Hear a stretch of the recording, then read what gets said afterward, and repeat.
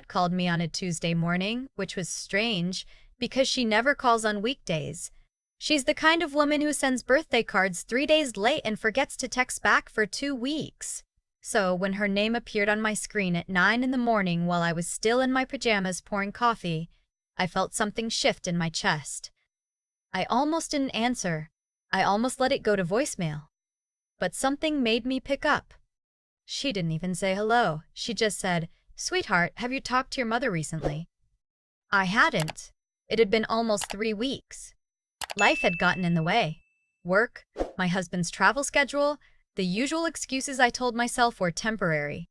I said no, and she went quiet for a second, then said, "I think you should call her. I've been trying for 2 days and she's not picking up." I told myself it was nothing. My mother was 61 and healthy. She lived in the house I grew up in, a small place in a quiet suburb about 4 hours from where I lived now. My younger brother and his wife had moved in with her 2 years ago, supposedly to help with expenses, supposedly to keep her company. I told myself she was probably just busy. Maybe she'd gone somewhere. Maybe her phone was dead. But I called anyway, and it rang and rang and rang. I called my brother next. He picked up on the second ring, which surprised me because he almost never answered my calls on the first try. "Hey," he said. His voice was calm, casual, the way it always was. "Have you seen Mom today?" I asked. "We're actually out of town," he said. "Took a little trip with the kids. Mom's fine. She was good when we left." "When did you leave?"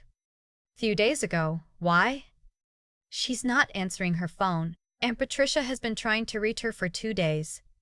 There was a pause, not a long one, but just long enough to feel off. "She's probably in the garden," he said. "You know how she gets out there and loses track of time? I'll text her." I hung up and waited. No call back from my mother, no text. I watched my phone for 20 minutes, sitting at my kitchen table with my coffee going cold. My husband had already left for work. The house was quiet, and I just sat there, staring at my screen, waiting for something that didn't come. I don't know how to explain what happened next except to say that I stopped thinking and started moving. I grabbed my keys and I told myself I'd drive up just to check, just to make sure, and if everything was fine, I'd stay for dinner and drive back and feel silly for overreacting. I told myself that the whole 4 hours. I told myself that right up until the moment I pulled into the driveway and saw that the house looked too still. The curtains were drawn. That was wrong. My mother never kept the curtains drawn during the day. She loved sunlight. She used to say a dark house was a sad house. I knocked first, then again, then I used my spare key. The smell hit me before anything else. Not bad exactly, but stale. Like the windows hadn't been opened in days. I stepped inside and called her name. Nothing. I watched through the hallway, past the photos on the wall, past the little ceramic bowl she kept by the door for keys, and I found her in the living room. She was on the couch, not lying down exactly, more slumped, like she'd fallen asleep sitting up and then slowly slid sideways. Her eyes were closed. Her face was pale in a way that made my stomach drop. I crossed the room in 3 steps and touched her shoulder. She didn't respond. I grabbed both her shoulders and shook her gently and said, Mom, wake up," and her head lolled and something cold and electric ran through my entire body. I called 911 with hands so unsteady I dropped my phone twice trying to unlock it. I told them she was unresponsive and I couldn't wake her and please come quickly, and I remember the dispatcher's voice was very calm and steady, and I kept thinking, why are you so calm? Why are you so calm? My mother won't wake up. The ambulance came within 8 minutes. It felt like 8 years. They put her on a gurney and loaded her up, and I followed the ambulance in my car, barely remembering to lock the front door. I called my husband from the road. I called my aunt. I tried my brother again, and he answered, and I told him what I'd found, and he made a sound I can't really describe, somewhere between shock and something else I couldn't identify in the moment, and said he'd come back immediately. He'd get on the road right now. At the hospital, they took her straight through and told me to wait. I sat in a plastic chair in a hallway that smelled like antiseptic and fluorescent light, if that's something you can smell. And I stared at the floor and I prayed. I'm not even religious, not really. But I prayed. My aunt arrived first. Then one of my mother's neighbors, a woman she'd known for 20 years, who hugged me in the hallway and said she'd noticed the curtains too, had thought something felt off for the past few days but hadn't wanted to be intrusive. I wanted to scream. After what felt like forever, a doctor came out. Young, tired-looking, with reading glasses pushed up on his forehead. He asked if I was family and I said, yes, I'm her daughter, and he said, she's stable, but she's very weak. We're still running tests, but her labs are showing signs that are concerning. I asked what that meant. He looked at me for a moment, like he was choosing words carefully. We're looking at the possibility of toxic exposure, he said. We need to wait for more results, but there are certain markers we're seeing that indicate she may have ingested something that's been accumulating in her system. Accumulating. That word went through me like something cold and sharp. Not a single thing. Accumulating. Something that had been building up over days, maybe longer. Like a poison? I asked, and my voice sounded like it belonged to someone else. He didn't say yes. But he didn't say no.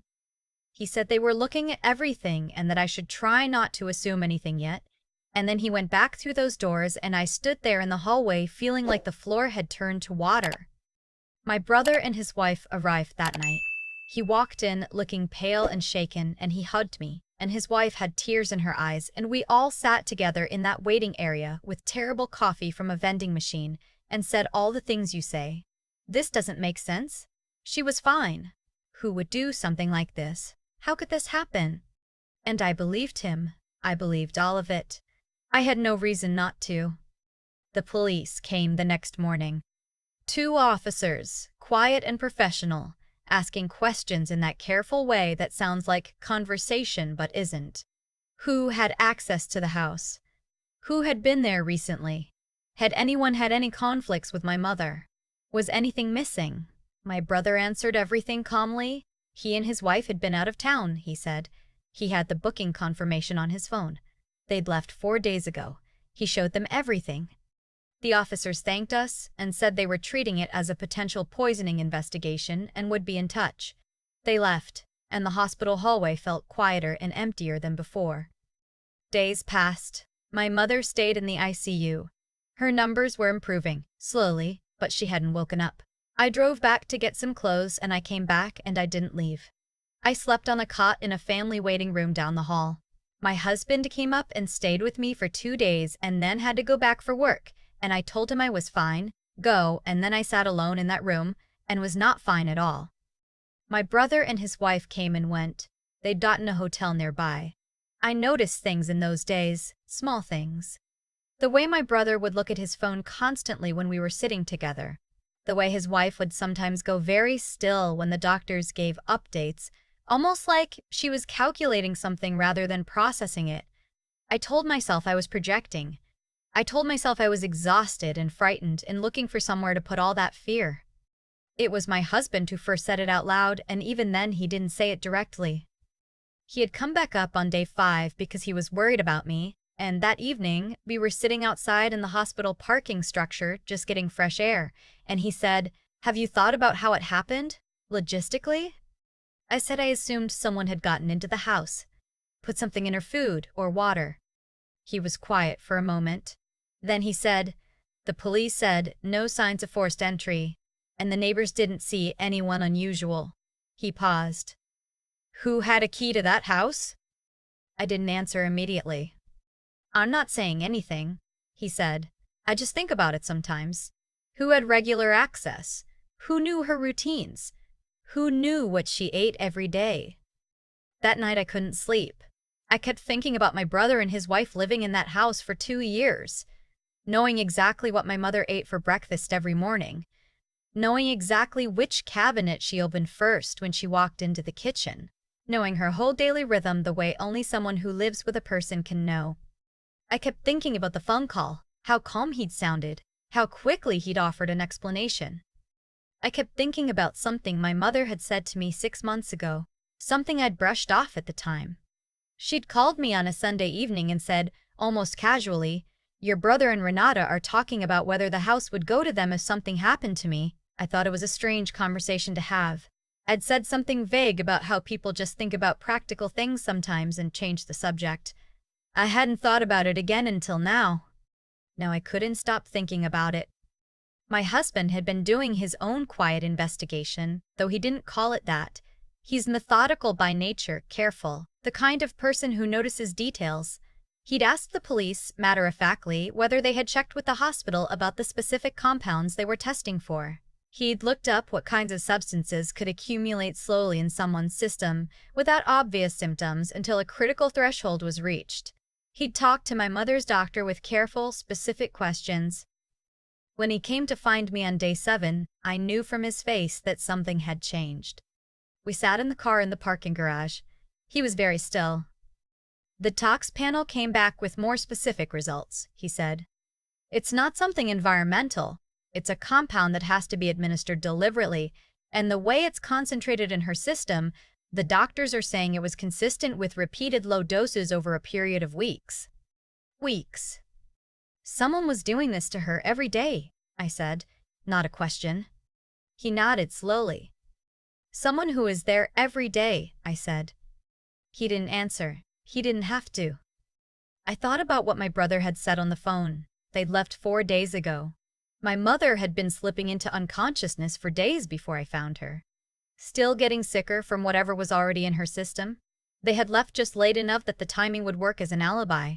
Just early enough to be somewhere else when she was finally found. I felt sick. I felt like the ground was gone. There's something else, my husband said. He took out his phone.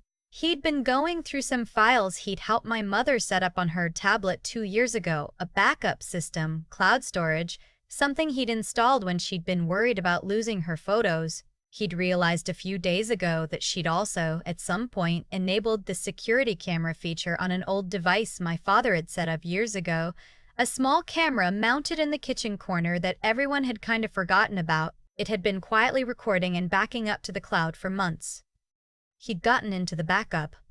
I don't want to describe what I watched in detail. I don't think I need to.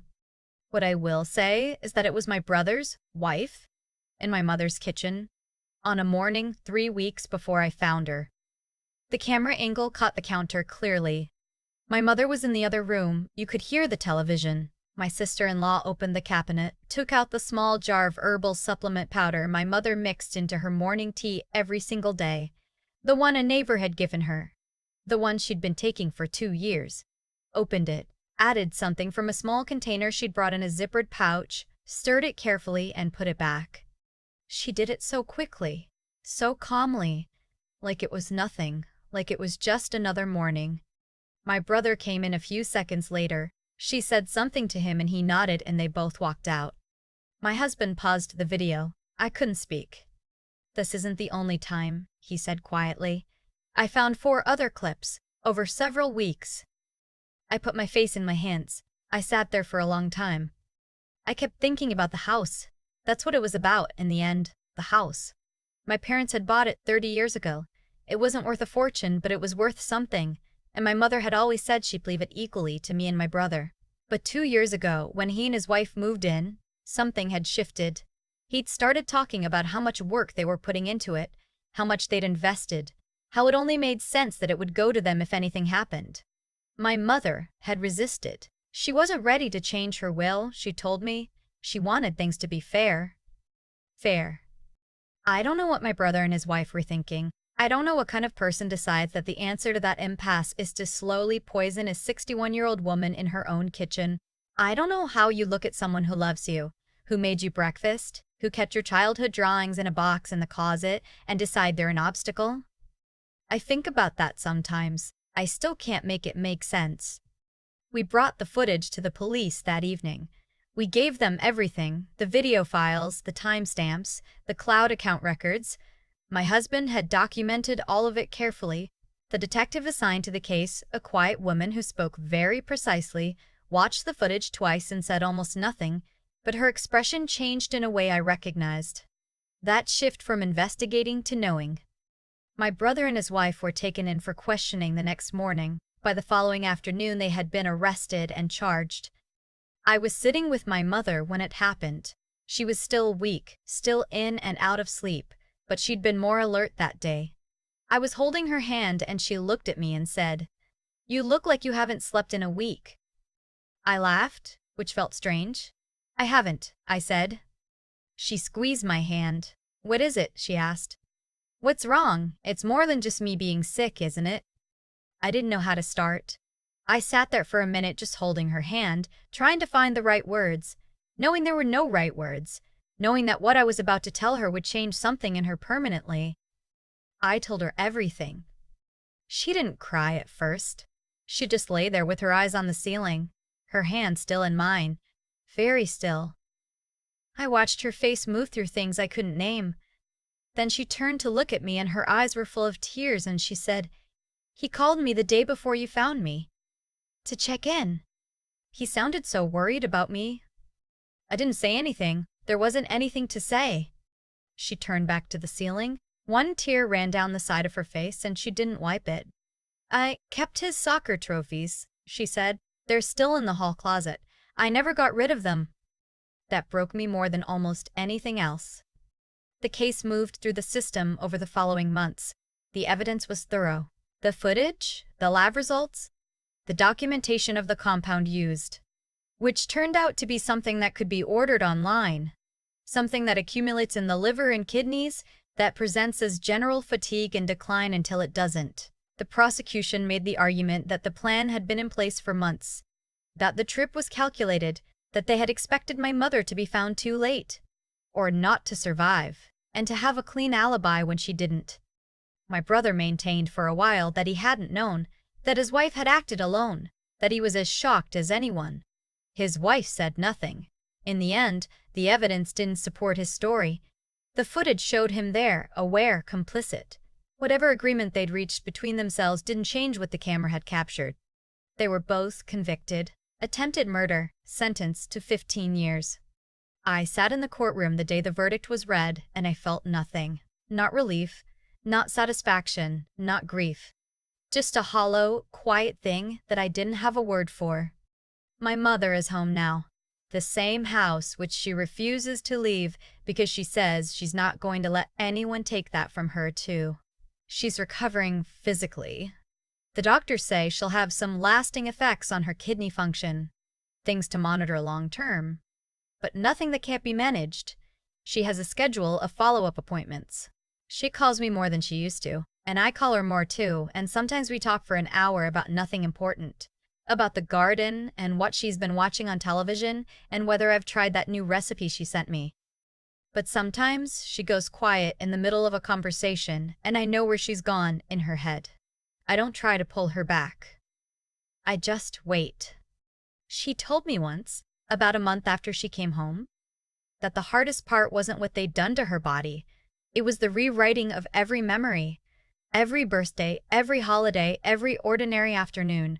She said she goes back through all of it now and looks at it differently, wonders what was real and what was performance, wonders how long they've been planning, wonders if she missed signs she should have seen. I told her she couldn't have known, that this kind of betrayal doesn't come with warnings you'd recognize at the time. She said, "I know, but I still look." I understand that. I do the same thing. I go back through phone calls, through visits, through moments I thought were normal, and I look for the edges of what was true. I find some things that make sense in retrospect. A comment here, a question there, a look I dismissed at the time. And I find other things that still seem real and loving, and I don't know what to do with those. I think that's the part that doesn't get easier.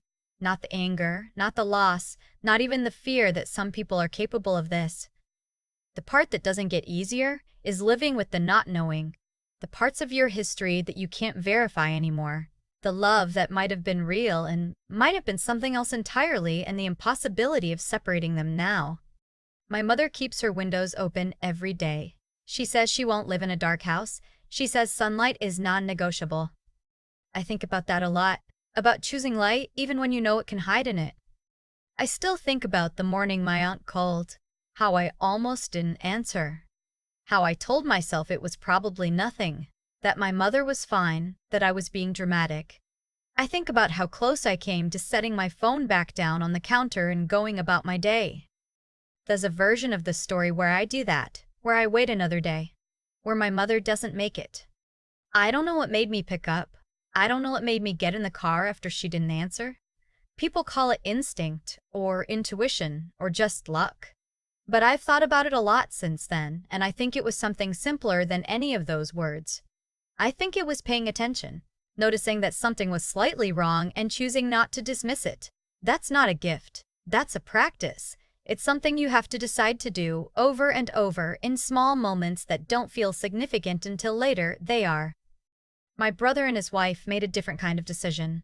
They decided at some point that what they wanted mattered more than what was right, more than a life, more than the woman who had raised them, loved them, kept their childhood things in a closet because she couldn't bear to throw them away.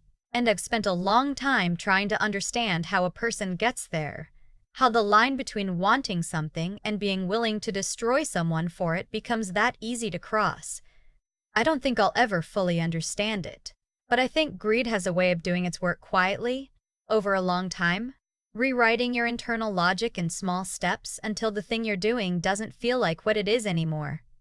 That's what I saw in the footage. Not a monster. Just a person who had already decided, a long time before that morning, that the rules didn't apply to them. That's what made it so chilling. The calmness of it. My husband is the one who stayed clear-headed when I couldn't. He's the one who kept asking careful questions, who remembered the cloud backup, who followed the thread quietly and methodically while I was falling apart in hospital hallways. I used to take that quality in him for granted, that steadiness, that willingness to look at hard things without flinching. I don't anymore. Clarity under pressure is something you have to build. It doesn't just appear when you need it. He had built it through years of being the kind of person who pays attention and doesn't look away, and when the moment came, it was there. My mother kept her windows open the day she came home. She walked through every room slowly, touching things. She didn't cry. She just moved through her house like she was reclaiming it, one step at a time. That's the thing I keep coming back to. She had every reason to collapse, to stay in bed, to let the weight of what happened flatten her. Instead, she opened the curtains. She started tending her garden again 2 weeks after she came home. She called me one morning to say she'd made her tea. The real kind, the kind she'd chosen herself, and it tasted good. That's not a small thing. That's what survival actually looks like. Not the dramatic version, not the version that gets told in courtrooms. The quiet version. Getting up. Making tea. Opening the windows. Deciding that the people who tried to take something from you don't also get to take whatever comes after. I'm still learning that lesson, but I'm learning it from her.